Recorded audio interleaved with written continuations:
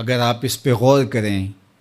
تو آداب معاشرت کا خلاصہ ہے یہ حدیث۔ آقا کریم نے ارشاد فرمایا اتنی دیر تک کوئی شخص کامل مومن نہیں ہو سکتا جب تک وہ اپنے مومن بھائی کے لیے وہ پسند نہ کرے جو اپنے لیے پسند کرتا ہے۔ ایک اچھا معاشرہ تشکیل دینے کے لیے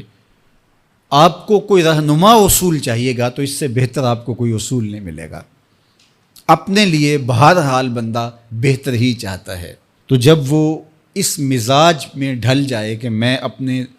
مومن بھائی کے لیے، اپنے معاشرے کے دوسرے افراد کے لیے بھی وہی چاہوں گا، تو پھر مجھے بتاؤ کہ معاشرے کے اندر پھیلتی ہوئی روحانی بیماریاں، حسد، حقد، بغض، کینہ، نفرت، ایک دوسرے کو نیچا دکھانا، تکبر، رعونت، غرور، یہ ساری چیزیں یہ کہیں آپ کو نظر بھی نہیں آئیں۔ صرف اسی حدیث کو اپنا امام بنا لیا جائے اور اپنا منشور حیات مان لیا جائے۔ محمد بن حنفیہ رضی اللہ تعالیٰ عنہ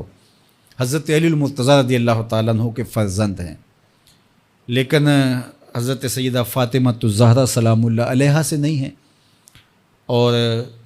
حضرت امام حسن رضی اللہ تعالیٰ عنہ حضور علیہ الصلوۃ والسلام کے نواسے، تو بھائی آپس میں، تو دونوں میں کسی معاملے میں شکر رنجی ہو جاتی ہے۔ شکر رنجی، جس رنج میں مٹھاس ہو، شکر ہو، میٹھی ناراضگی، کوئی بغض حسد پہ مشتمل ناراضگی نہیں۔ تو حضرت محمد بن حنفیہ ایک دن بیٹھے تو سوچا کہ وہ میرے عمر میں بھی بڑے بھائی ہیں، اور پھر دوسری بات یہ ہے کہ وہ رسول خدا کی بیٹی کے بیٹے ہیں، ان کا یہ اعزاز ہے، بہرحال مجھے تو یہ اعزاز نہیں ہے، پھر جوانان جنت کے سردار بھی ہیں، تو میں ان سے ناراض ہوں، وہ میرے سے ناراض ہیں، تو بات بھی کوئی اتنی خاص نہیں، تو اب دن بھی 3 گزر رہے ہیں، چلو میں ان کو راضی کر لیتا ہوں۔ تو گھر سے نکلے ان کو راضی کرنے کے لیے، تو واپس آ گئے راستے سے، کاغذ لیا اور اس کے اوپر اپنے بھائی کے نام مکتوب لکھا کہ میں آپ کو راضی کرنے کے لیے گھر سے نکلا تھا، لیکن راستے میں مجھے حضور علیہ السلام کا فرمان یاد آیا کہ جب 2 مومن بھائی آپس میں کسی معاملے میں الجھ جائیں، ناراض ہو جائیں، تو جو صلح میں پہل کرے گا وہ جنت میں بھی پہلے جائے گا۔ تو میں تو یہ گوارا نہیں کرتا کہ آپ سے پہلے جاؤں، تو میں ناراض ہوں، آپ آئیں اور مجھے منائیں۔ تو حضرت امام حسن نے خط پڑھا اور مسکرانے لگے، اور آپ تیزی کے ساتھ تشریف لائے اور اپنے بھائی کو کہا اچھا مان جاؤ پھر،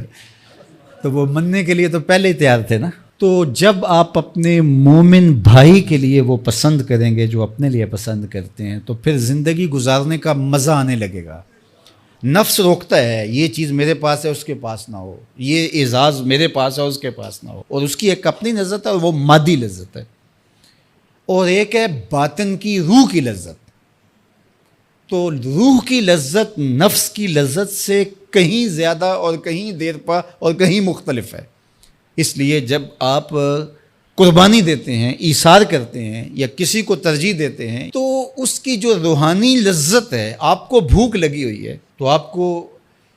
ایک روٹی مل گئی ہے، تو آپ کو ایک ایسا شخص نظر آیا جو آپ سے بھی زیادہ بھوکا ہے،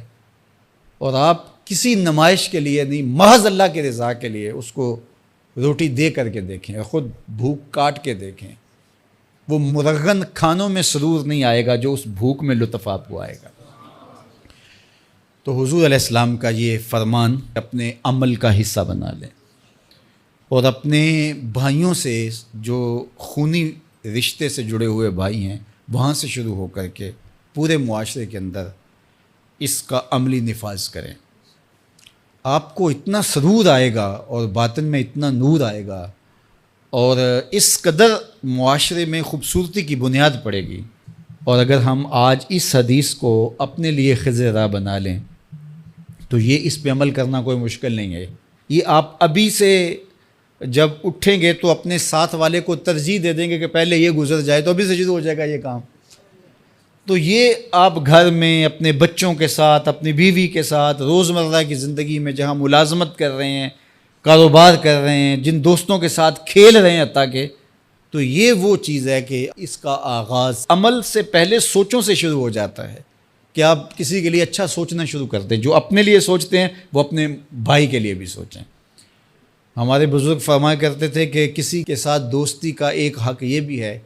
کہ اس کی آخرت کے لیے سوچا جائے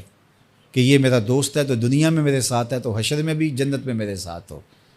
تو اس کی ہدایت کے لیے اگر نماز نہیں پڑھتا تو اس کو نماز کی طرف لے کر آئیں. اگر اس کے معاملات کے اندر خرابیاں ہیں تو ان کو دور کرنے کی کوشش کریں اور